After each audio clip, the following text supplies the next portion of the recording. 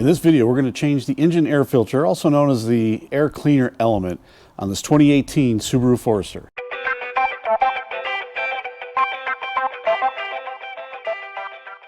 Hi, I'm Jim with the Works IRL channel, where we're making money by saving money, doing things ourselves because that works in real life. It's great to have you here. So I posted a video about changing the cabin air filter and saying how most people could probably do that themselves.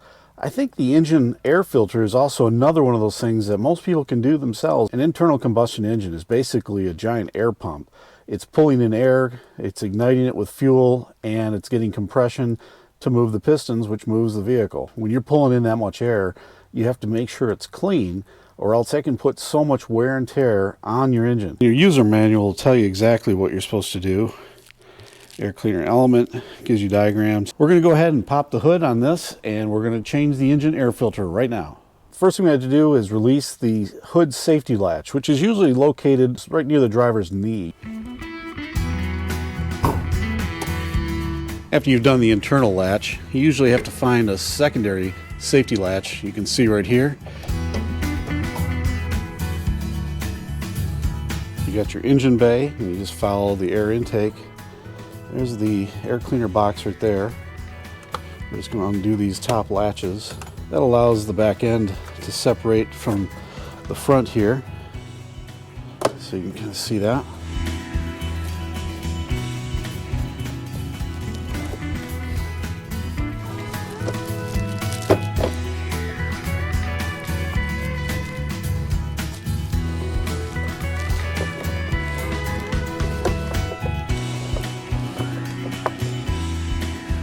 It's a rather tight squeeze. First time I've changed an air filter on a Subaru. I've changed them on a lot of vehicles. I will say it's a little more cramped in there than I anticipated. It's just a clamp. We'll just loosen that up a bit. And that'll allow us to simply pull that air cleaner tube off. That'll make it easier to get at. There, that's a better way to go. See, that's the sort of thing that can kind of keep people from doing things themselves. You do something as simple as just pulling apart that airbox and then finding it's maybe a bit of a tight squeeze, and you kind of have to think and improvise a little bit. Like, I loosened that hose clamp to take that air hose off, and that helped me get the air cleaner element out. Just don't get too panicky about it. It's really not that bad. That is one dirty air filter, and I've let that go way too long. We'll keep an orientation on how we took it out so we put it back the right way. Look at the amount of debris down in here. I'm going to vacuum it out and we'll clean all that.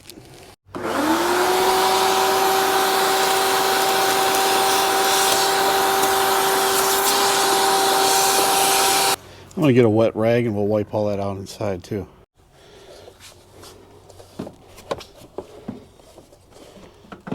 If you were to buy it from the dealership, probably be a little bit more expensive. I just chose to get it online just for convenience sake. So we'll take a look at how that one compares. Well, you can really see how dirty this one compared to that. I'm rather embarrassed, to be honest. I let that go way too long. That's some real buildup of dirt. Poor computer's probably having to make adjustments for the airflow and fuel mixture to compensate for that. Given how easy it is to change, I certainly shouldn't have let it go so long. It's always a good chance just to look at everything in general. There's our new filter, and we're putting it in exactly the same way as the other one was. So we'll drop that in here like that. Now there are some tabs at the bottom. That's where I think taking that hose off kind of helps a little bit, just to make sure you got everything seated right.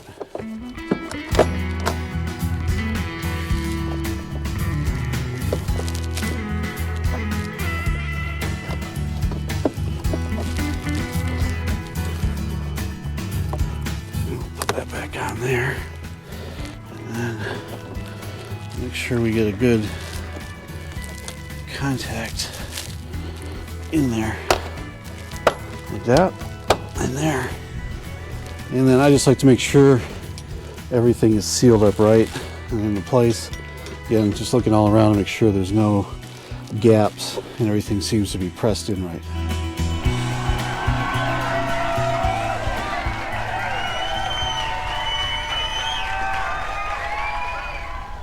Now, even if you have someone else doing it, like if you're taking it into a shop or the dealership, I always recommend popping the hood before you leave that place.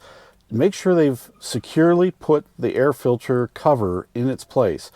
I can't tell you how many times before I used to service my own vehicle as well as my folks' vehicles, the air cleaner housing wasn't properly closed. And that's basically just letting dirty air flow into that engine. One of the worst things you can do. One other thing is you want to mark down the mileage and the date that you changed your air filter and make sure you log it in your maintenance manual or in a spreadsheet, or at least put a reminder in your phone. So that way you know next time you got to do it. Do better than I did. Don't let it get this dirty. Hey, if you would hit subscribe, I'd really appreciate it. I love the way this channel's been growing and I'd love to keep it going. Keep the momentum up. It keeps me motivated. I love all the exchange of information that people are sharing in the comments section. Hit the like button, and I'm going to check you out at one of these other videos. Thanks for tuning in.